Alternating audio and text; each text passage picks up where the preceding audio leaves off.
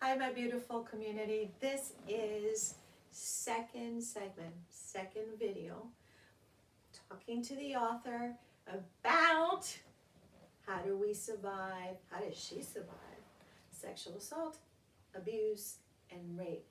Disclaimer on every video. If you are a survivor, this is a trigger for you. You feel uncomfortable. This is not a topic you want to hear or see right now. We love you and we appreciate you taking care of yourself. The other thing that I want to tell you is that in these videos all about us with Kathleen St. the author of the book that we're discussing, it's all about learning how she was able to heal. What's the healing journey looks like? So it almost becomes our workbook, if you will. So if you want to go write something, record it on your phone, do whatever, I promise you you're going to get something out of every video. What do you think, Thank Kathleen? you. Yeah, We can do that, right? we can.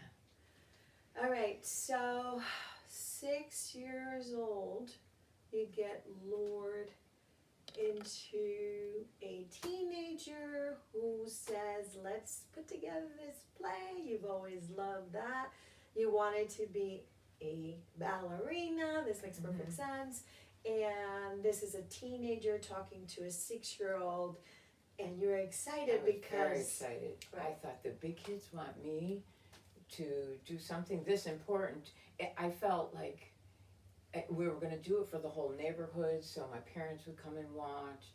And when she lured me into this, she said, I wanted to ask my parents, because I asked them all the time if I could do anything. Could I go and try out for this play? And she said, no, don't tell anybody. We're going to surprise them in the end. And so I thought that was rather exciting.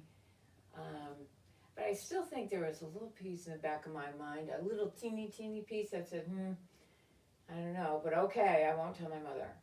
And this is interesting. A 6-year-old feels this and says, it feels uncomfortable, but a 6-year-old doesn't necessarily is gonna follow that.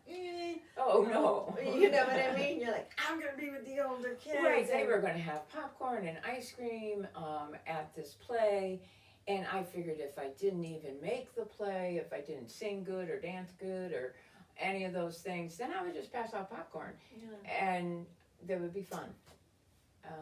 And so I agreed to meet them on the following Monday at 10 o'clock in the morning, which then became one of the biggest triggers of my life. Remembering 10 o'clock in the morning. On Monday at 10 o'clock in the morning. To this day, I even later on in life made my therapy appointments for 10 o'clock on Mondays. Which we're gonna talk about. So I told you, start writing. Yeah.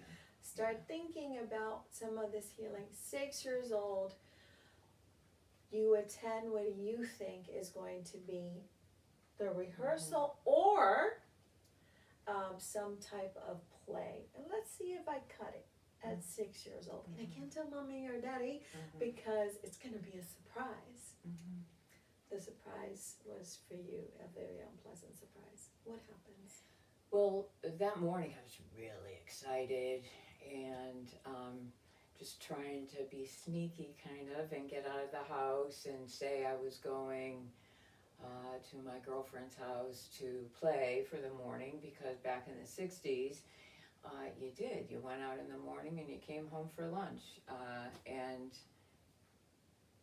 everyone thought we were safe, you know. So what I wanted to mention is that my next move was to come out my kitchen door and cross over a wall to go to this garage. I was 2 yards over, but I had to cross over a wall. I walked over the wall, and that's where the title came from. And The other side of the wall. right, I had my safe family on one side, and when I crossed that side, as I learned that day, that became the dark side of the wall. So I went to the garage. We didn't have a garage at our house, and so I don't think I'd ever been in a garage before. So I went to my first garage, and there were curtains, well, there's definitely curtains on this little side door that there was, and they were closed. And then on some of the windows that were on like the big garage door, there were shades or some kind of We darkening. wanna make sure nobody looks in and you Right. can't look out of Right. there. And I learned that afterwards, but my first look at the garage is, well, how does the sunlight get in? You know, are they gonna have lights in there or whatever?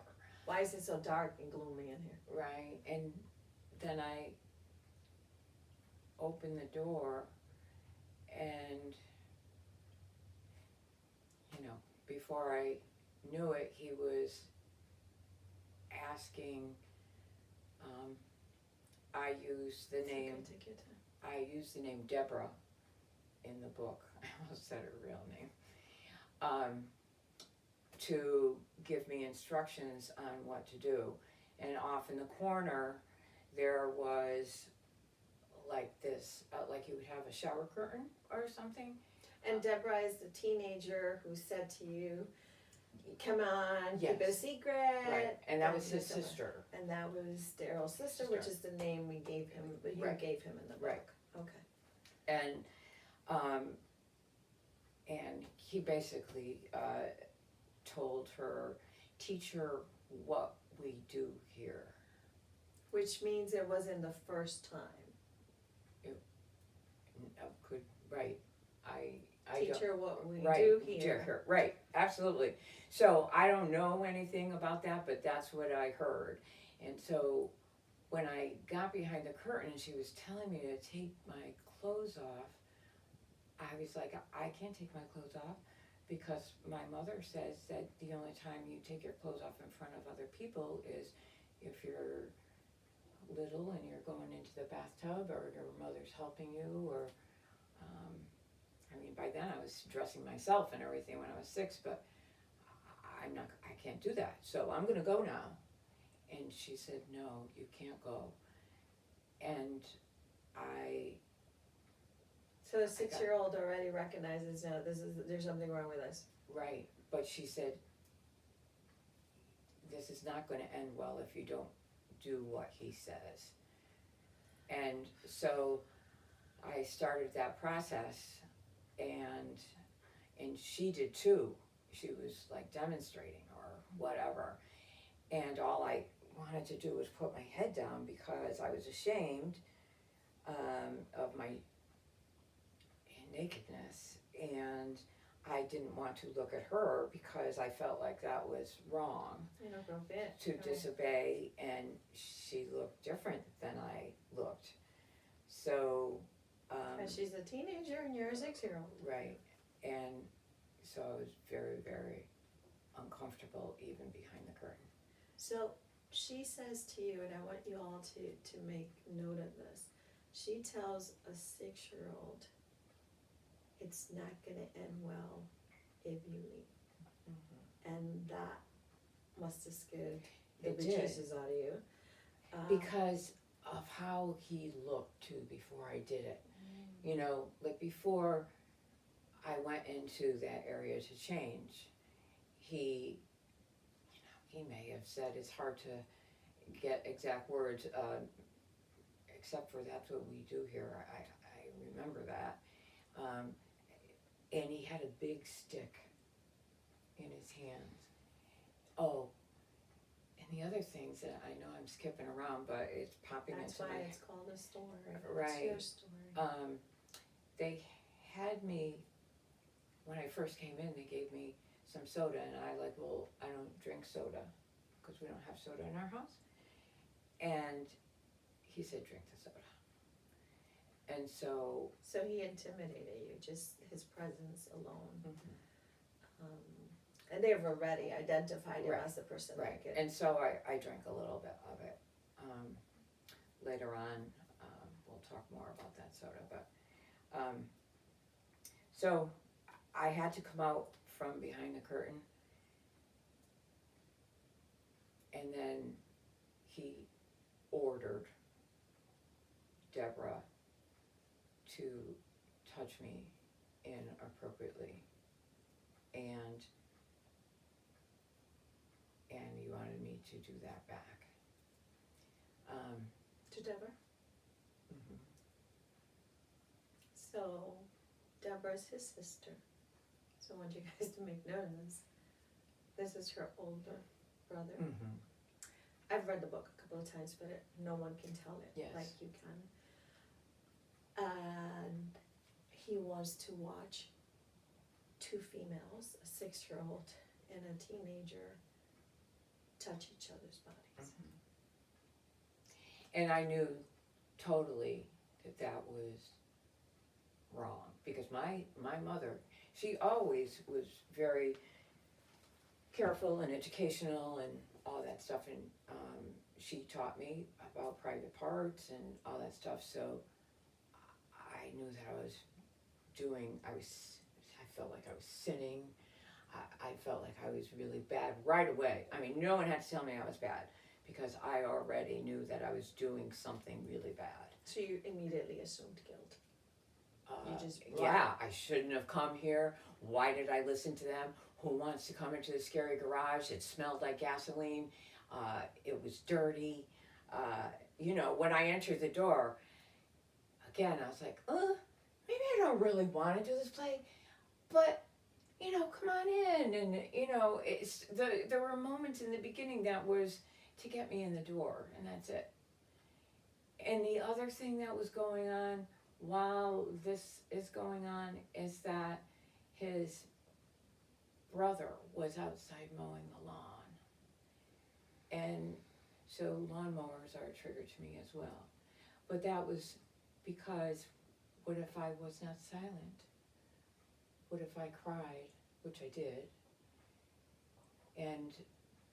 or made noise, or screamed, or... But you did cry. I did cry, and... What was their reaction when you cried? He took that stick, and he Pressed it against her. poked me right here in my chest. And he said, there's no crying, there's no sound, there's no talking. And he started to lay out the rules that continued throughout the years, which I learned very well because I feared punishment. But that was not the way your household was. Oh, You no. just didn't like the fact. I just want to be clear that your parents were absolutely loving and all that kind of stuff, but you already don't want to get in trouble. I don't want to get in trouble. Right, well, no. And as an adult, healed adult, well, maybe 10 years ago, I still looked back on that day and said, why didn't you run? Why didn't you go right home and tell your parents immediately? But Daryl always had so many threats, and I worried that my father would come and beat him up, or which I'm sure he would have, and I didn't want my father to go to jail. At 6 years old. That was the thought in my head, and I was still so embarrassed and full of shame, and I can't remember if he did this on the very first day. I think he did. There was this other guy that used to show up there who I did not know, and also he got no name except for the camera guy. Let's take a deep breath. I know you at home are probably looking for a breath. I think this is so brave that you've decided to do this. In our next segment, we will talk about how that little girl tries to survive. What's going on. Remember, not all secrets are good. They're usually not. See you soon.